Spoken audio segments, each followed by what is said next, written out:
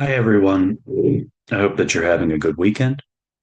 The purpose of this video is to discuss the reading for the coming week, which is week 4, beginning Monday, February 9th. The reading for this week is going to be a chapter from a textbook. It's a PDF of a chapter from a textbook. The title of the chapter is Why Democracy? Question mark.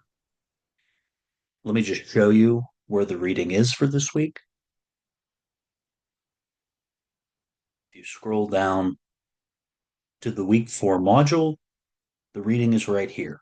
Again, it is titled Why Democracy? This is the reading for this week. And then there are some notes to go along with the reading under it in the module. Your homework for this week, let me show you where that's going to come from. Other weeks, the first few weeks, I have written questions for you. But for this week, the questions will come from the end of this PDF. So if you scroll to the end of the PDF, you'll see the questions here. There are comprehension questions and there are discussion questions. And you will see that in the module,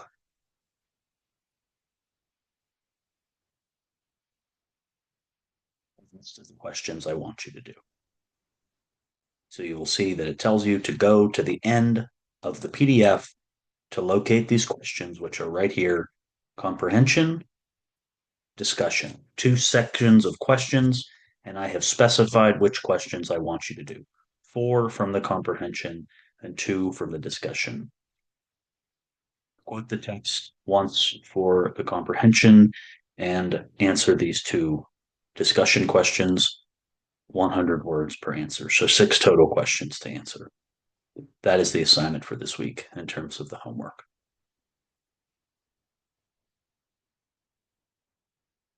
You'll have a discussion post and you'll have a quiz as well.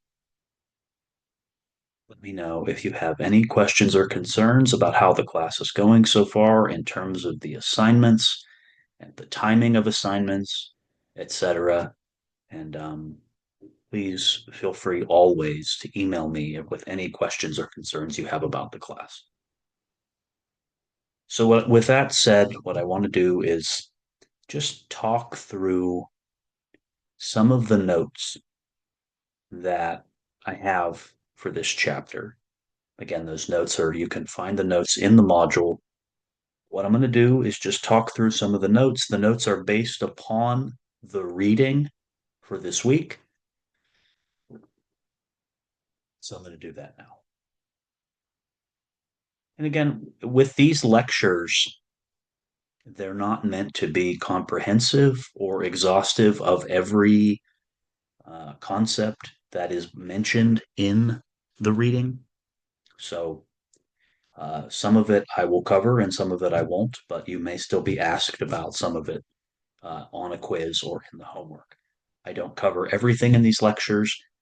My goal is to have the lectures be somewhere between 30 and 40 minutes because I don't want them to be much longer than that. Because if I'm being honest, if I were a student, I don't think I would want to watch a lecture video much longer than that. So I'm trying to, do these, trying to create these videos and have them be a reasonable amount of time. So with that said, I'm going to turn to these notes. Here are the notes. Again, this chapter is titled Why Democracy? And we've just really in this class, we've been looking at various topics within political philosophy. And if I'm being honest, as a whole, we're focused less on the social side. So the title of the course is Introduction to Social and Political Philosophy. And there are some social philosophy questions, but we're dealing more with the political philosophy side of the course. And we've done that in the first few weeks. The first, well, besides the very first week, the second week we looked at social contract theory. Last week we looked at civil disobedience. This week we're looking at a critique of democracy as a form of government. And, I think that this fits with what we've been doing to an extent up to this point. Um, Democracy is, probably one of the most common forms of government on the globe today. Um, I don't have any statistics in front of me, but it is one of the most common forms. It's the one we're most familiar with. Um, and in terms of social contract theory, in terms of the idea of government being based on consent, that fits with how we think about democracy in terms of choosing our leaders through elections. That is a kind of consent.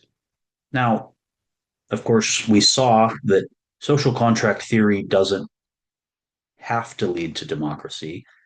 Hobbes is known as a social contract theorist, but of course, Hobbes is not a democratic theorist. His form of government is much more absolute than we would be used to. So it's possible to have social contract theory not lead to a democracy, but the one we're more familiar with in terms of American history and American political culture is John Locke, who's advocating for a more democratic form of government. Um, Last week we looked at dissent and uh, how dissent fits into the social contract. And this week we're looking at democracy and how, excuse me, I'm sorry, I'm leaning into the camera. Um, and this week we're looking at democracy as the most common form that the social contract takes and a critique of democracy as a democratic, sorry, a critique of democracy as the most common form of government that I think most of us are familiar with, especially those of us in the United States. And so this chapter is operating at a kind of an aerial view. We're not necessarily looking at a particular democracy because some of us may have specific critiques and specific complaints about democracy in the United States right now in 2026 as we see what's going on day to day in the United States in terms of day to day politics. And I may reference some things about the United States, but this is more asking about the concept of democracy as a form of government at the philosophical level.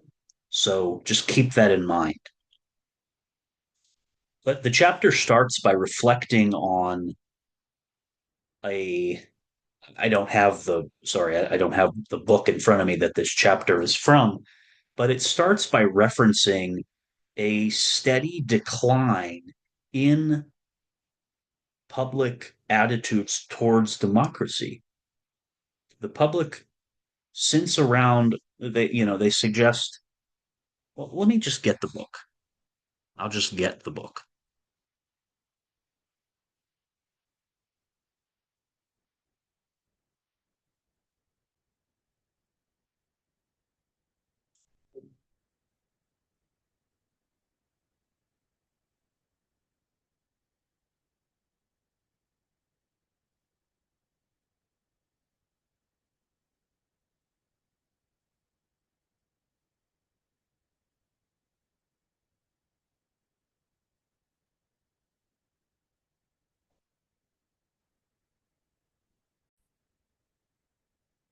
Okay, I apologize for everyone.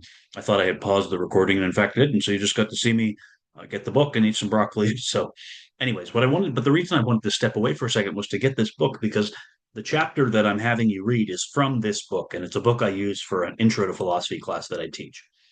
And what they the authors just start by looking at some empirical data about democracy, and they provide a chart at the beginning of the chapter showing a kind of steady decline with democracy starting at around 2010.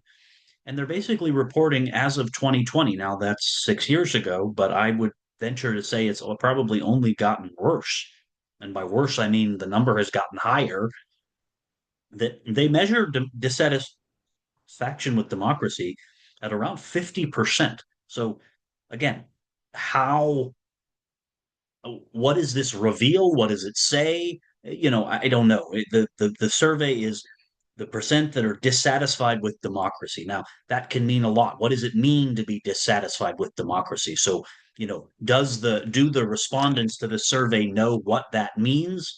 Well, it may just be a subjective question, but nonetheless, 50% report that they have a dissatisfaction. So that's high, right? That's a very high number because they point out that as recently as 1995, that was at 25%. So you've seen a 50% increase in only 25 or 30 years. So that's a pretty dramatic number.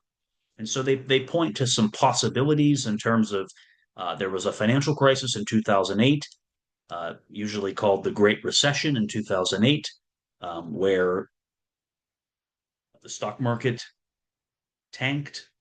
The economy crashed. Basically, the banks had to be bailed out by the government.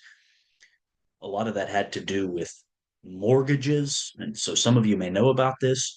And then some point to the rise of social media and how that has contributed to the decline in democracy or decline in attitudes and satisfaction with democracy.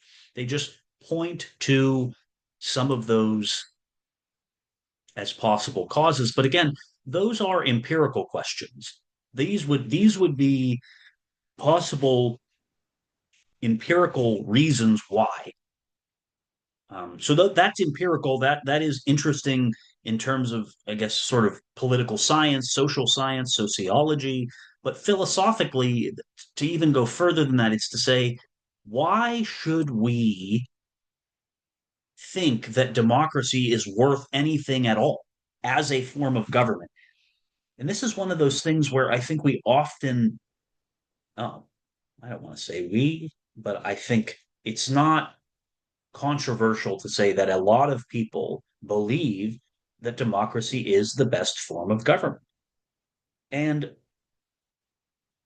this is a moment where philosophy steps in and says, why? Why do you assume that? Why do you believe that? And so you have to justify that belief. And so that's what we're doing in this chapter. We're justifying the intuition or the belief or the kind of unreflective assumption we might say that democracy is the best form of government.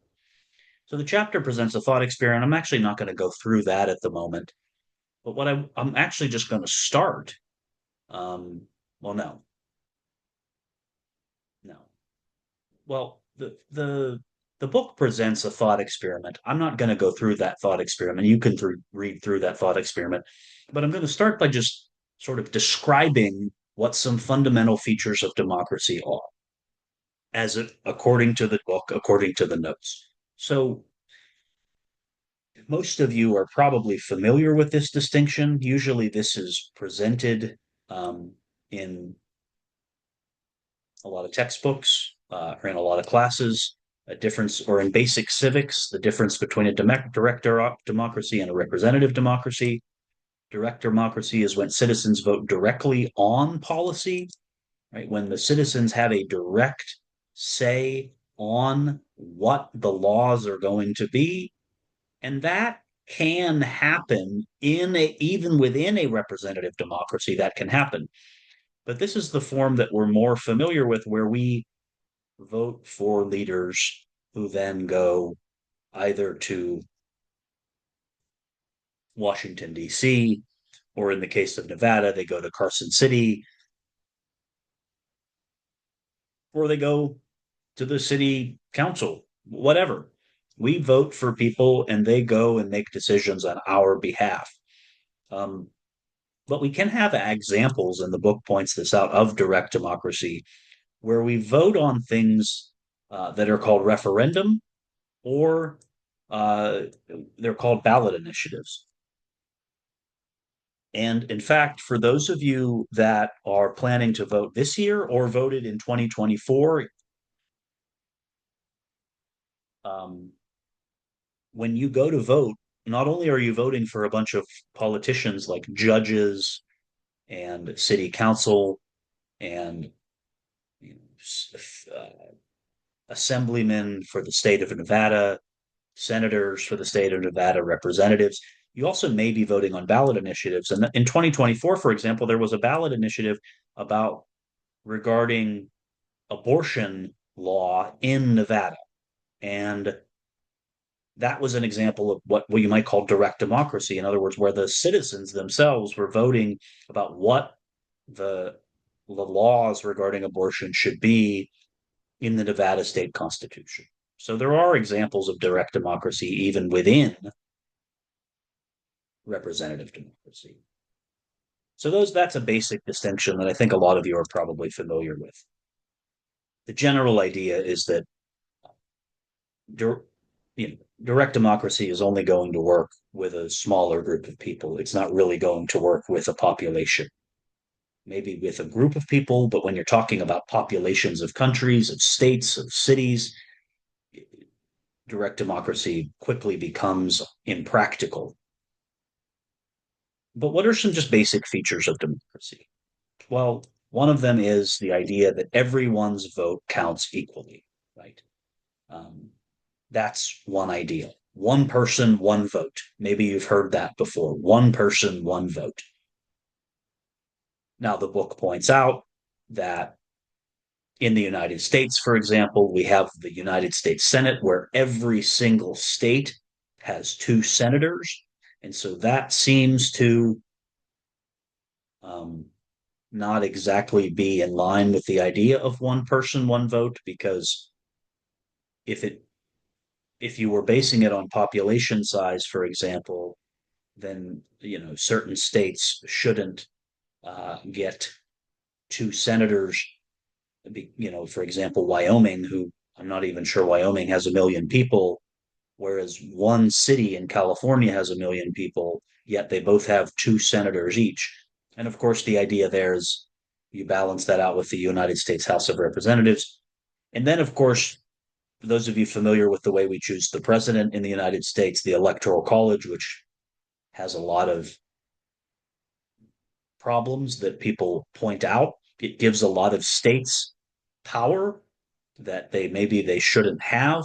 Where in the United States, basically every election basically ends up coming down to like 6 or 7 states, and so there's a lot of problems with there's a critique of the electoral college. So in theory, but then when you look at specific cases like the United States, it's probably a lot more complicated than another really, really crucial opposition. And this is something that I'm asking you about in your discussion post for this week, is that in a democracy, the basic idea is that there is dissent. And this goes back to last week. Civil disobedience, really one of the more, I don't want to call it extreme, but one of the more kind of last resort forms of consent because it involves law breaking. Uh, there's lots of forms of dissent. Civil disobedience is just one form of dissent. But opposition doesn't have to just mean protest. It can just mean the idea in a democracy that that there is there is an opposition party, and that the opposition party is regarded as a legitimate party or a legitimate force. And so that's a really, really crucial feature of a democracy, is that there is a freedom for an opposition to exist to whoever is currently in power. Now, it doesn't have to just be the party. It could be, free press.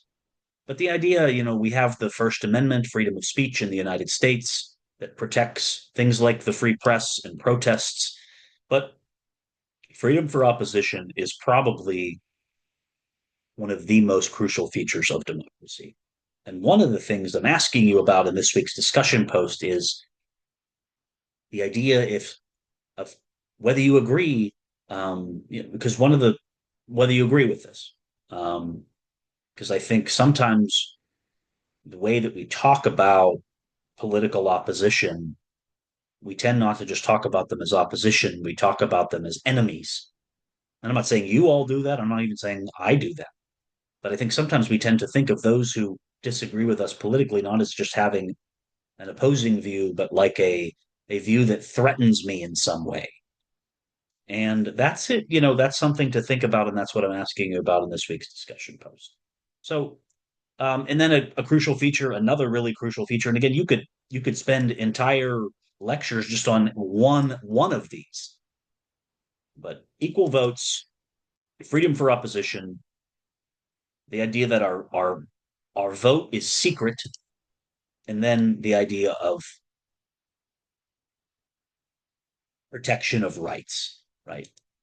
Protection of rights, meaning that most democracies, the idea is that they have a constitution, and the constitution lists out which rights are protected. And in the American context, we're familiar with the Bill of Rights, the first 10 amendments to the Constitution that lists all of the basic rights that are protected. And we're familiar with usually the First and the Second Amendment, which is, of course, freedom of speech, freedom of freedom of assembly, um, freedom to worship, but then also the Second Amendment, you know, right to bear arms. But there, it goes on and on and on, getting more specific. So democracies typically are thought of as protecting those rights. So those are extremely important features of a democracy and ones that I think most of us are familiar with. But so that those are crucial, right? And it having seen these, we might say, well, what's the problem? Why would we want something else? And the point is not necessarily yet to say we should want something else, but what this chapter again is doing is questioning the assumption that democracy is the best form of government. What we shouldn't do is simply look at these features and say, oh, okay, those are great. Democracy must be the best form. Let's end the discussion. What this chapter is doing is it's looking at a critique of democracy. And critiquing democracy goes all the way back to Plato. Plato has a well known critique of democracy in his book, The Republic. So, critiques of democracy are not new, they're old. They go all the way back to the oldest well known Greek philosopher, Plato.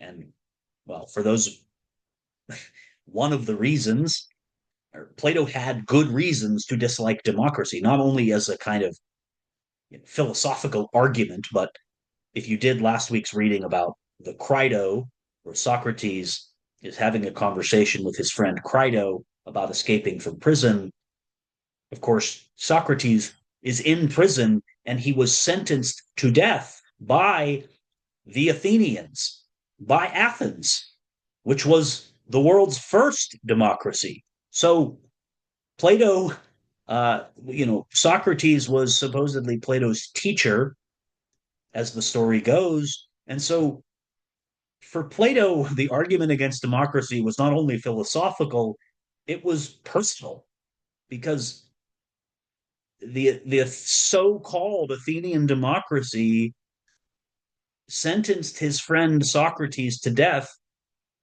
for what many regard as simply practicing philosophy. Now there's more to the story than that, and if you're interested, you can dig into the history there. But just kind of important to acknowledge that because we're talking about Plato and democracy, that point has to be remembered. But Plato gives a famous analogy about a ship. The book updates the analogy to a to an airplane, and it's a thought experiment. And the way the thought experiment goes is that basically what happens is that you go to the airport, you get on your plane, and of course, most of us don't ever give this a second thought, and it's completely absurd to even think that we would. But one one way this thought experiment goes is to imagine getting on the plane, and what you are told upon getting on the plane is that you're going to vote on who the pilot will be, who's going to fly you to your destination that day. And the passengers going to vote based on who gives the best speech in terms of charisma, um, whether they're well, who gives the most rhetorically persuasive speech about why they should be the pilot that day. It's not based on any expertise. Now, of course, this sounds crazy. This sounds insane. Who would do this? You would never, you don't choose a pilot based on popularity. You choose a pilot based on specific knowledge of how to fly planes. But the the analogy, of course, is supposed to say this is basically what we do in a democracy. We choose leaders.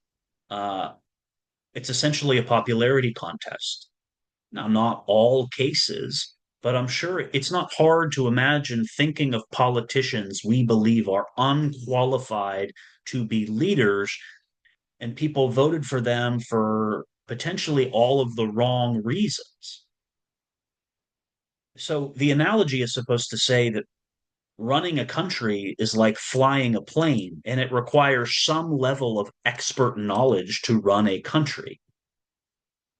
Now, I'm sure most of you are going to want to say, well, wait a second, this is not a good analogy because running a country is not like flying a plane.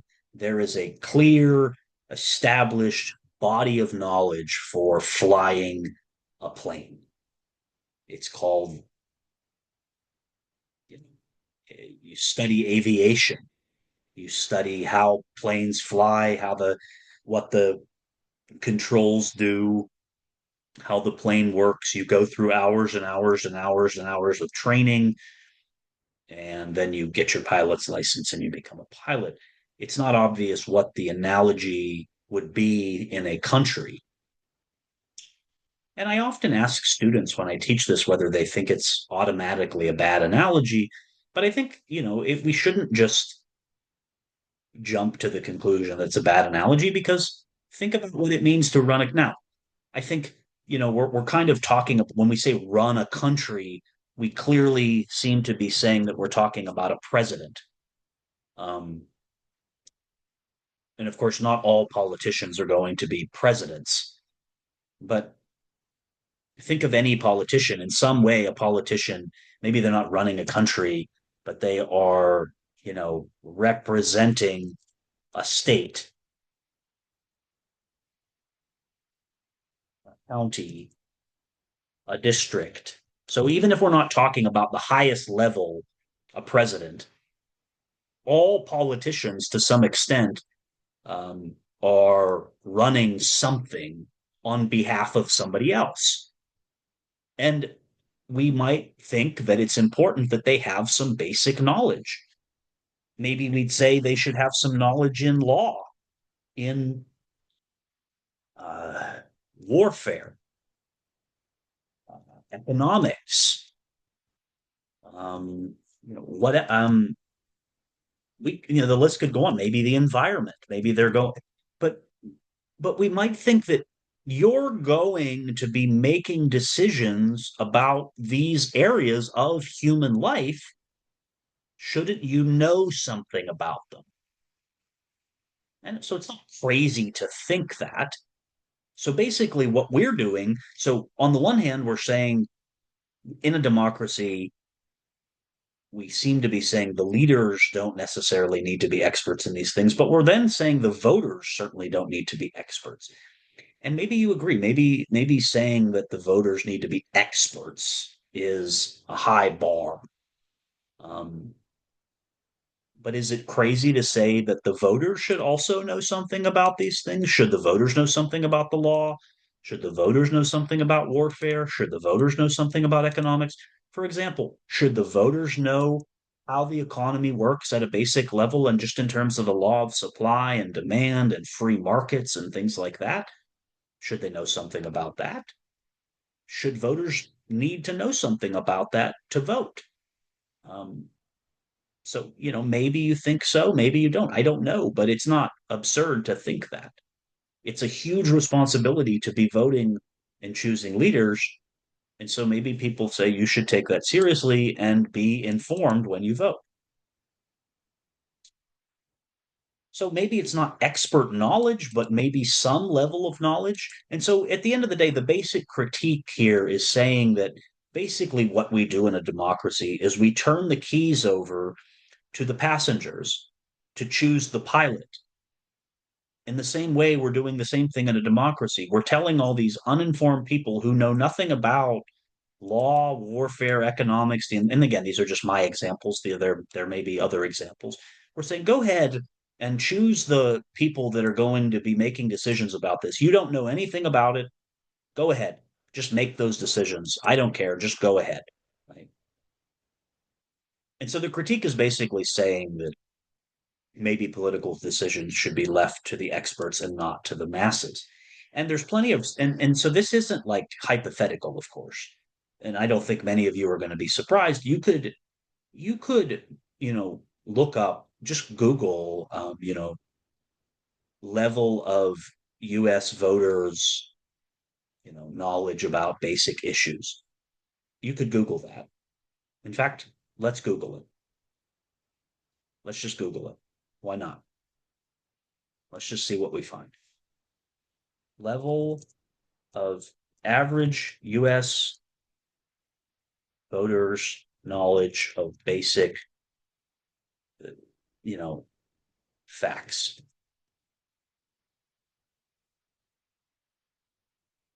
So this is Google's AI overview, and in this case, I don't love that Google does this because it takes the work out of having to search through. Um, but you can, well, here's the thing. I don't even have to click on these. You can just see they say many Americans don't know key facts about U.S. Constitution. Voters' knowledge of political news varies widely.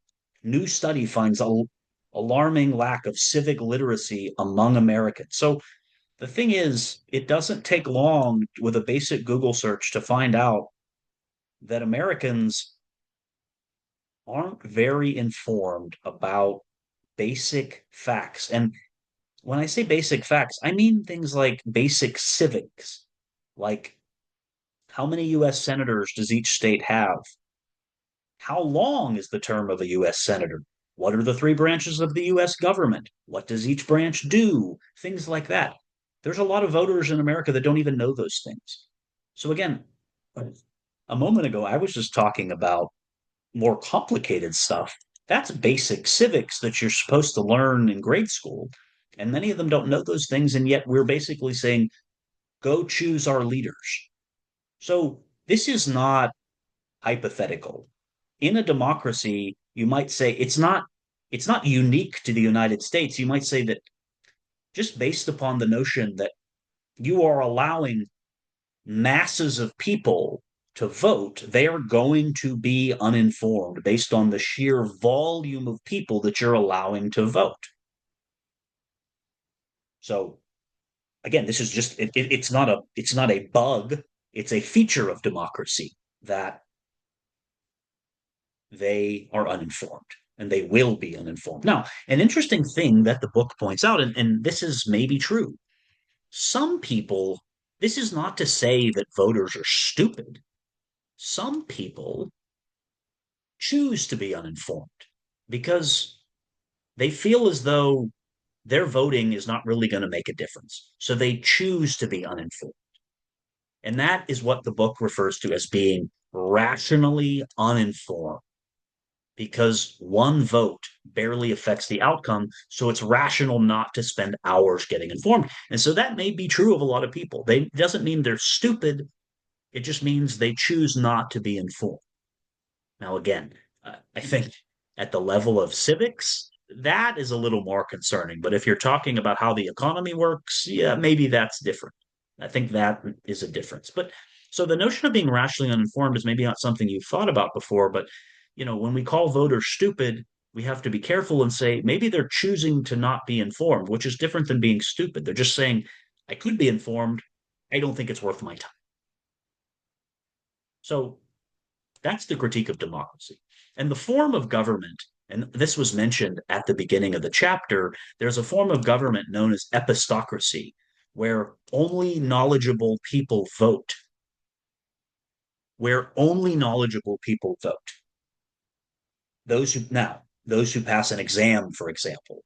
And this is a form of government. Of course, I think a lot of people, when I've asked students about this, one of the most common responses I get is they, in theory, could see how it's possible to implement something like this.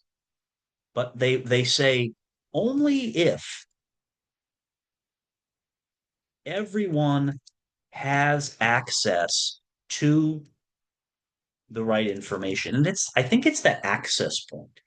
Because you could imagine saying only knowledgeable people vote starts to sound kind of discriminatory, especially given the United States history with disenfranchising certain groups of people, like women, like Black people, et cetera, et cetera. There's a long history of the United States of not allowing certain groups of people to vote. And so this could start to sound like this. And so I think what often students say is, the only way this could work is if you actually give everyone an opportunity to educate themselves appropriately about. And so in other words, you can't always just blame people for not being informed about the issues. Sometimes they don't have access to the right information. Sometimes they don't know any better. So, you know, and some people might say, oh, well, everybody has a smartphone now, everybody has access to the internet. But of course, we know people don't know how to, appropriately consume information on the internet. So, that's so, anyways, the whole critique of democracy we just went over, the alternative that's being proposed would be something like epistocracy, where only people that are intelligent folk that pass an exam, for example. But I think that would need to be, if that was going to work, it would have to be very specific about how it would work, because we wouldn't want it to be discriminatory. Now, again, there's a lot more in this chapter, and I'm not going to cover everything. I've kind of covered the basic critique of democracy. If you were to put the argument into what philosophers call premise and conclusion form, and this is a very, very quick way to see it, but you might say premise one, voters are uninformed.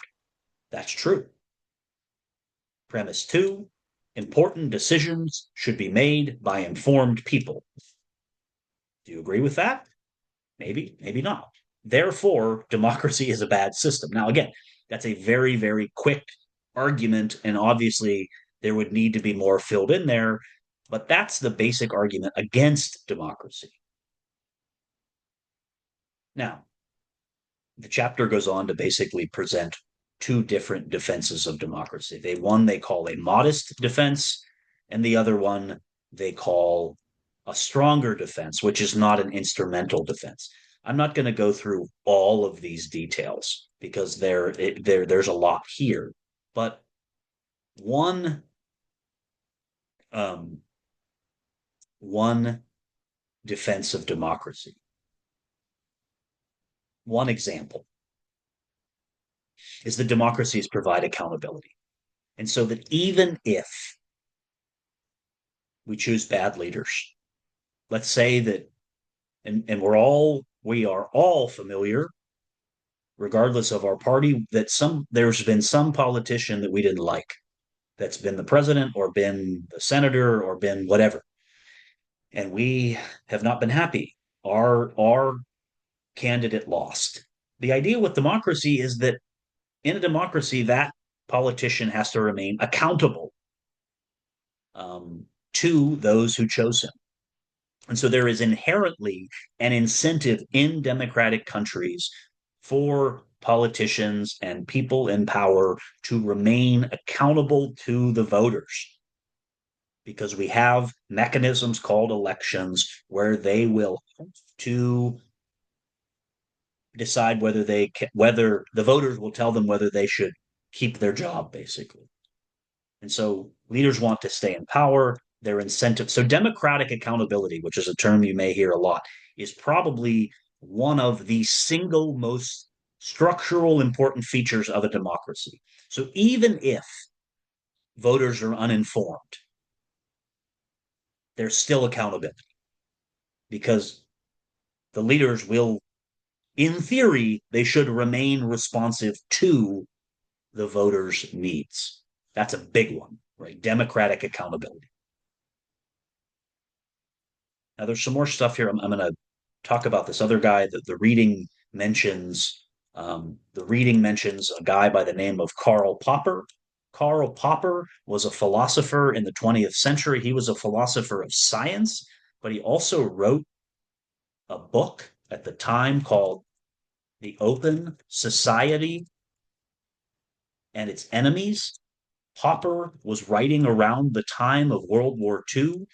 He was, like many philosophers during this time period, concerned about the rise of fascism and totalitarianism during World War II. And Popper wrote this book called The Open Society and Its Enemies. Now, I don't know if this argument comes in this book, but this is what he wrote. You can look this up if you want to. But Popper makes a point, and this is an interesting point. He says, democracy's strength has nothing to do with electing perfect leaders. That's not the point. The good thing about a democracy is that its bad leaders can be removed without violence, right? We can remove the leaders of democracy with, we can remove the leaders we don't like without violence through elections, through voting. And so Popper says that even if we have really bad leaders for maybe long periods of time, there's still the idea that they can be removed and we don't have to do so violently. Again, I'll leave it all up to you to decide whether that is true. It may not always work in practice. In a democracy, that may not always be the case. But at least conceptually, that's what's supposed to happen in a democracy, is that the mechanism of accountability provided by elections means we can remove them. And for Popper, that matters because other forms of government, when you have a change in leadership, sometimes it's only done through a war or through a revolution or through a coup, through a military coup. And so that leads to a lot of instability. The idea with a democracy is that stability is provided through the mechanism of the election. So basically, the claim is this: we may elect bad leaders, but the worst leaders are unlikely to last long. And the chapter calls that a modest defense of democracy. And again, we may elect bad leaders, but at least the worst leaders won't last forever. Now, I'm going to jump down.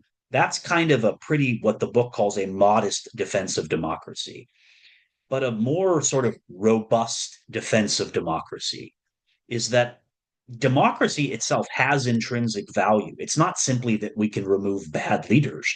In fact, democracy itself is the only system of government that respects autonomy and respects individual rights. And so the book gives an example, a thought experiment about a family who's making a decision about where to put their grandmother at the end of her life. And Sophia discovers that the family has made this decision without her. They've not included her. They haven't respected her autonomy. They didn't ask her, even though Sophia is one of the granddaughters, at least I think what the book. And so the idea there is that Sophia's voice should matter. Just like in a democracy, everyone's voice should matter, regardless of their level of education, regardless of their race, creed, gender, whatever, right? And the concern is that when you start talking about the epistocracy we were talking about before, the idea of saying only smart people should vote, it doesn't respect them as autonomous adults, right? And so that's a valid concern. And so here, this defense is saying it's not just that it gives us better outcomes, it's that democratic participation itself, participating in the process, voting, expresses respect, quality, and freedom. And so that's a more intrinsic defense, meaning a defense that is internal to the concept of democracy itself. It's not saying we should prefer democracy because it gives us better outcomes. It's saying actually democracy is worth defending on its own, even if it does give us good outcomes. And so that's really um, kind of what the chapter does. It presents a critique of democracy, it presents a modest defense of democracy, and then a more robust form. And one of I don't know where you guys come down on this, but I'll just kind of leave you with this thought that even if we kind of talk up we talked about democratic accountability. We just talked about how democracy respects equality, freedom, and respects voters. And those are all, I'm not saying that those aren't really, really important features. But I still think about just the idea that we are basically we are basically telling a bunch of uninformed people to choose our leaders for us. And it's hard to get away from the conclusion that that's going to lead to some really, really, really bad outcomes. And so I'll just kind of leave you with that thought and see if you still think that's worth it. So that's all I have. Let me know if you guys have any questions, and I will see you in the next lecture video.